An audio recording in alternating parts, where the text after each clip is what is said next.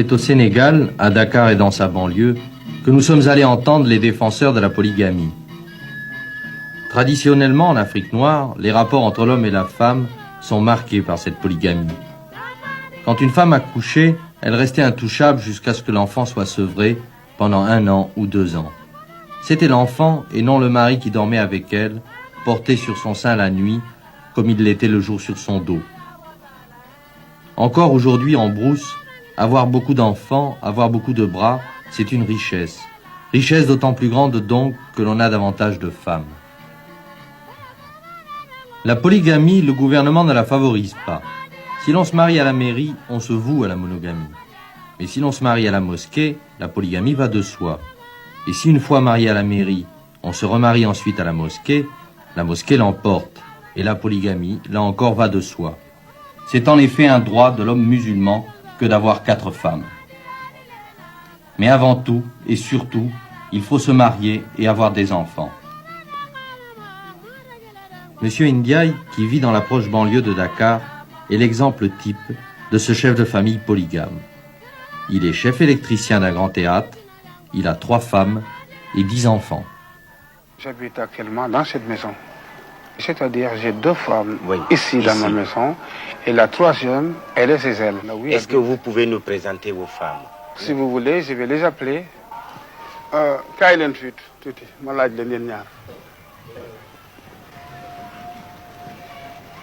Vous nous présentez la première d'abord, vous nous dites le nom. Eh bien voilà, la première s'appelle Fatou Sidibé. Il y a combien d'années vous êtes marié avec la première? Eh bien, nous sommes mariés depuis 1942. 32 plutôt. 1932. 32. Oui. Mais quel âge avez-vous, monsieur Ndiaye? Eh bien, j'ai 56 ans. 56 ans. Oui. Et elle a combien d'enfants avec vous? Eh bien, elle en a 7 avec moi. Et la deuxième? La deuxième, là voilà, je peux l'appeler Kayo.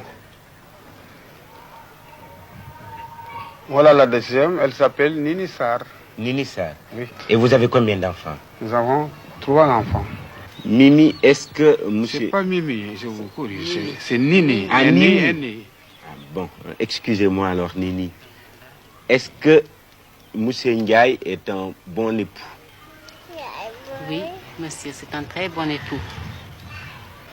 Monsieur Ndiaye, est-ce que on peut aller voir votre 3e épouse? Oui, si vous voulez. Donc on a fini ici, je peux vous conduire jusqu'à chez elle.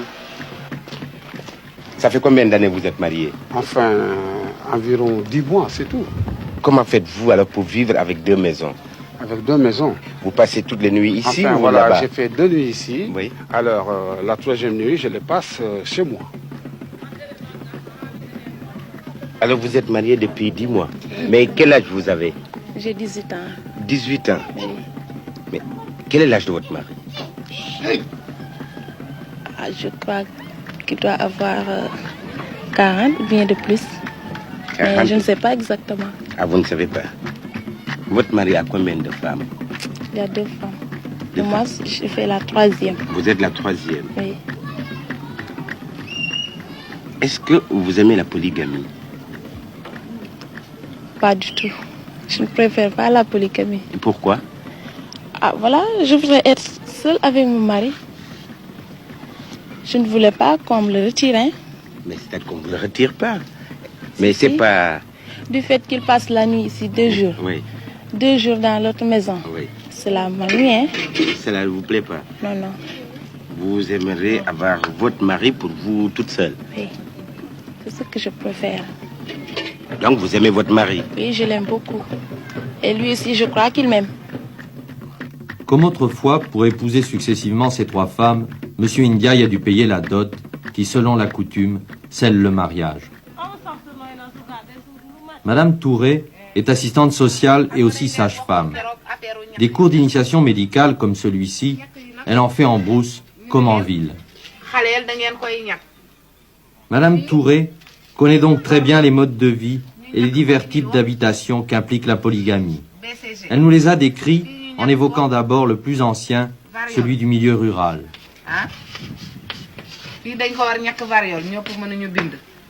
Alors, en milieu rural, vous avez ce qu'on appelle le carré familial.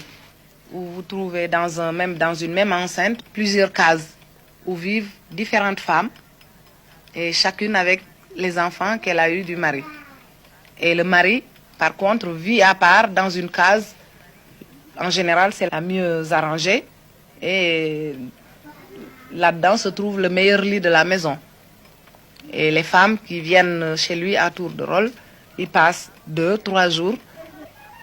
Alors, comme il y a des enfants quand même, les femmes sont un peu gênées de passer à tour de rôle chez le mari.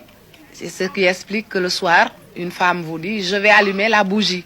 Ça veut dire qu'elle passe dans la case du mari et on la revoit que le lendemain. Alors, comme ici, chaque femme a sa chambre et les enfants la leur, ce ne sont plus elles qui vont à tour de rôle dans la chambre du mari qui, lui, ne bouge pas, mais c'est plutôt le mari qui fait la navette. 2 jours dans une chambre, 2 jours dans l'autre, ou 3 jours, ou ça dépend de ce qu'ils ont convenu également au départ, comme système. En ville, vous avez une autre formule qui consiste à garder la maison initiale avec la première femme et les enfants qu'elle a faits et à aller installer la 2e ou 3e ou 4e femme la laisser chez elle ou l'installer dans une autre maison.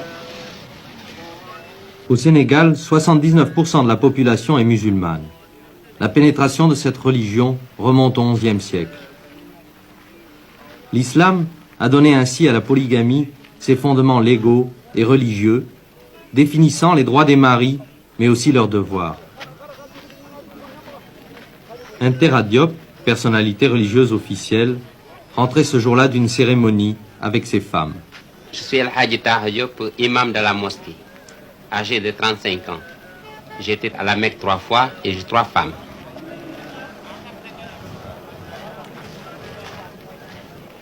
Avant l'islam, on le faisait bien, mais l'islam nous a limités à 4 femmes. On ne doit pas le dépasser. On les respecte, c'est obligatoire, puisque tu donnes 2 nuits cette femme, l'autre 2 nuits, l'autre 2 nuits, ainsi de suite. Alors il faut les égaliser pour les habillements, il faut les égaliser pour les nourritures. C'est l'islam qui nous a obligés de les égaliser, toutes les femmes.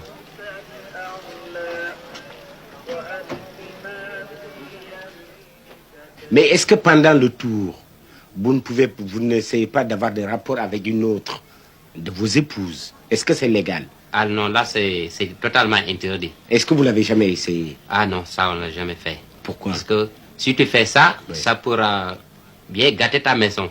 Ça veut dire si les femmes sont au courant de ça, oui, alors ça va nous amener des histoires. Ah bon? Mais est-ce que le divorce est aussi facile que le mariage? Oui, c'est très facile chez nous. Avec un seul mot, si tu dis ta femme, je te divorce, oui, après c'est fini. Si je te répudie, oui, oui, c'est devant témoin ou seul que ça se pratique? Devant témoin, en particulièrement. Est-ce que les femmes se bagarrent? Est-ce qu'il y a des bagarres dans votre ménage? Il y en a, mais pas tellement. Et quand elles se bagarrent, qu'est-ce que vous faites alors? Et quand les femmes sont bagarrées, tu es obligé d'aller voir les vieux de la mosquée qui vient pour les arranger. Puisque toi, tu ne pourras pas les arranger. Puisque si celui qui a tort, si tu dis que tu as tort, alors il va dire que tu as parti prise pour l'autre. Ah oui, que vous favorisez l'autre. Ah oui.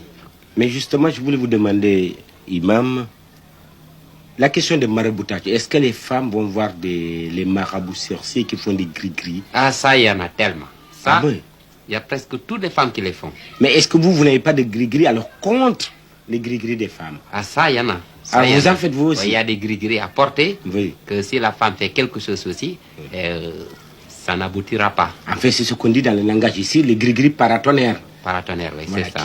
Est-ce qu'une fois vous-même, vous avez découvert ou surpris une de vos femmes ou vous avez trouvé dans votre lit ou je ne sais où, dans votre chambre? Ça, je l'ai trouvé. Ça, oui, je l'ai trouvé. Et qu'est-ce que une de mes femmes. Oui. Alors, j'ai trouvé qu'il en a pris des ficelles blancs. Oui. Des ficelles blancs.